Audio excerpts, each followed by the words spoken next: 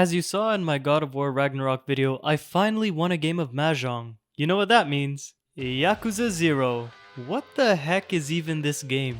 You know how people, myself included, will say that a particular game has a bit of everything? Well, this game actually has a bit of everything.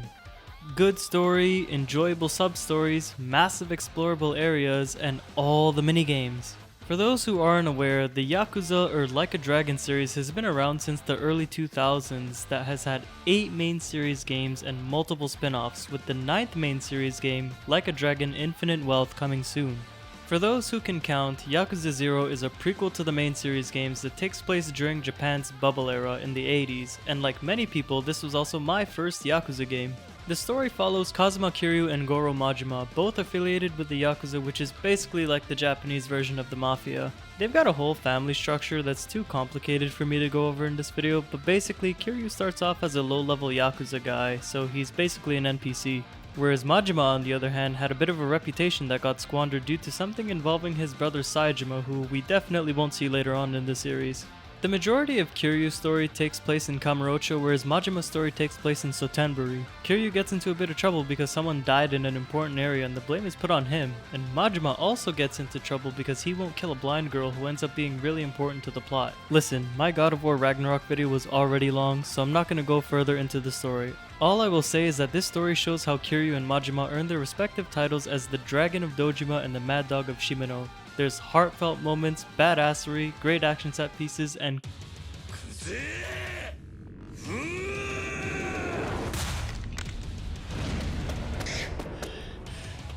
you genuinely have to play the game for yourself because this story is great, and hopefully by the end of this video I can convince you that this game is great, or at the very least very weird. And in order to do that, I'm going to start with the gameplay. This is a beat 'em up style game and they give you 8 different ways to do so. I'm of course referring to the fighting styles in the game. Both Kiryu and Majima have 4 fighting styles. Each character unlocks 3 of them throughout the story, with their 4th being unlocked after a long and grindy process I'll get to later on. So let's start with Kiryu. He's got Brawler, which is his canon fighting style, and it's basically a less refined version of his fighting style from Yakuza 5. This fighting style is, as the name suggests, a brawler-like style that's very scrappy but overall well-rounded. The next style Kiryu unlocks is his Rush style, which is a fast-paced kickboxer style and is one of the best when fully upgraded just because of the potential to juggle opponents, bosses included. Beast style is your typical slow but powerful style that's really good for crowd control. It's literally just spam square to win. And in this style, Kiryu will automatically pick up nearby weapons and swing them around at his enemies. There's not really much else to that, to be honest, it's just incredibly powerful. The 4th and final style is the Legend style, which is basically Kiryu's Yakuza 5 style, which is, like I said before, just a more refined version of Brawler. As for Majima, here's where things get interesting. His canon fighting style is the Thug style. He employs dirty tactics with this style like eye pokes and snapping people's necks. What I like about this style is just how versatile it is. You genuinely can't go wrong with the Thug style, and it's probably my favorite style in the entire game. The next style Majima unlocks is the Breaker style, which is absolutely broken. It's literally weaponized breakdancing. The 3rd and final style you unlock in the story is the Slugger style, where he's got a baseball bat. However, most of the upgrades for this style are centered around melee weapons, and you should treat this fighting style as such. And of course, Majima has his own Legend style, which is, you guessed it, his canon fighting style later on in the Yakuza timeline, similar to Kiryu's Legend style. Now for those who haven't played Yakuza games before, there's something called a heat gauge. It's basically a meter bar that you can fill up and do special attacks called heat actions. Yakuza 0 tried to do something different with the heat gauge, where there's 3 different levels. Some heat actions require you to be a higher level, albeit those ones usually do more damage. On paper, it's not a terrible idea. However, they done goofed by making Kiryu's movement speed dependent on the heat level. In other words, you have to be heat level 3 in order for Kiryu to move at the speed he moves in other games, and on top of that, this only applies to Kiryu.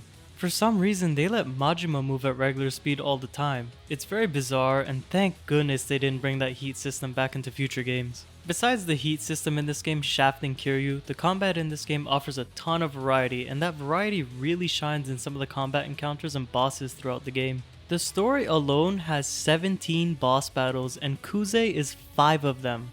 Each boss has their own moveset and even a heat mode which changes up their moveset while also making them more aggressive. There's also bosses you can encounter in side quests, as well as Mr. Shakedown. Now who's Mr. Shakedown? Well, there's a few of them, but they're basically the same. So all Mr. Shakedown is just a really big guy that can insta-kill you and take all your money if you lose to them. But fear not, because you can intentionally lose to them and you'll get more money from them the next time you beat them. It's a very effective money farming method that can help you easily make your money look like a phone number. And speaking of money, you can make a ton of it in this game due to these side businesses. During the story, Kiryu meets Tachibana, who gets him into real estate. This allows Kiryu to invest in real estate across Kamurocho. The only problem is that there are 5 billionaires who also want that real estate and control over certain areas of Kamurocho. And the goal is to take real estate away from these billionaires and control every section of Kamurocho. You can also hire security guards and managers for properties to help keep them safe or promote them more, which can earn you more money. These managers and security guards are unlocked via certain side missions in the game, so it gives you a reason to play through all of them.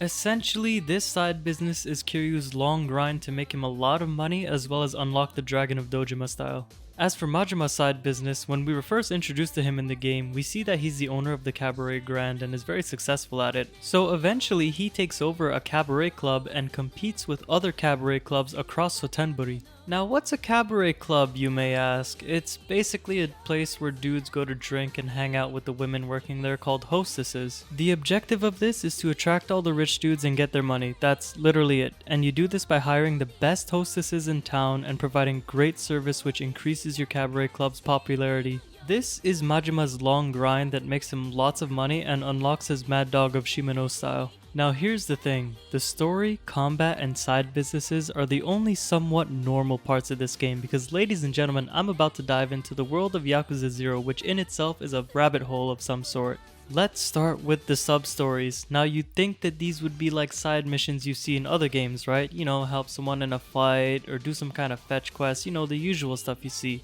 But let me tell you something, brother, these sub-stories are anything but normal. This game got you doing things like delivering pizzas, getting publicly humiliated by a dominatrix, distracting people so a street performer can use the washroom, fighting some weird cult, which is honestly the most normal one I could think of.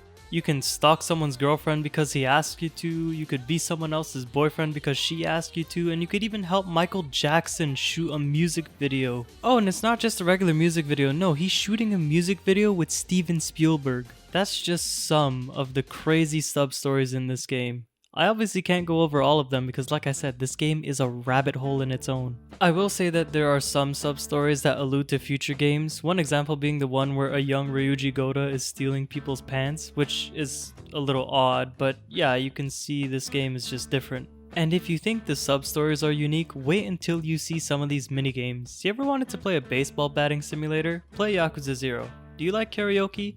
Play Yakuza 0. Arcade games? Play Yakuza 0. Oh, you're into dancing and rhythm games. Well, you know what you should play? Yakuza 0. And I can't forget, if you're a sick fuck that likes Mahjong, this game has it too. I still can't read kanji, so I end up discarding them all the time, and it's probably why I struggled winning a game for so long. Now, my blatant hatred for Mahjong aside, there's a ton of minigames that I haven't mentioned which you could discover for yourself. Keep in mind that you gotta do all of those multiple times to get 100% completion in this game. Needless to say, this game will keep you occupied for a while. I've never seen a game that can be so serious while also being so goofy and detailed at the same time.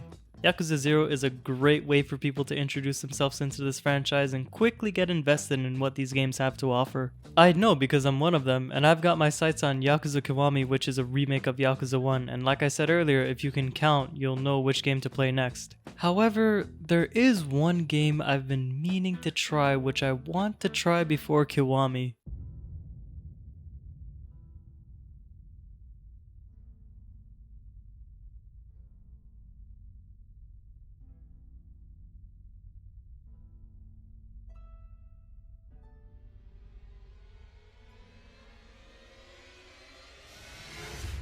Elden Ring. Yep, a while back I said I didn't play any Dark Souls or Souls-like games because I care about my mental health, but I believe that now I have the mental fortitude to get through this game without raging. I'm also thinking of streaming myself playing the game too, and that would allow me to post more frequently with stream highlights and whatnot. Just gotta figure out the stream schedule and I'll get right to it. But for now, I'd like to thank you all for watching, and I'll see you in the next one.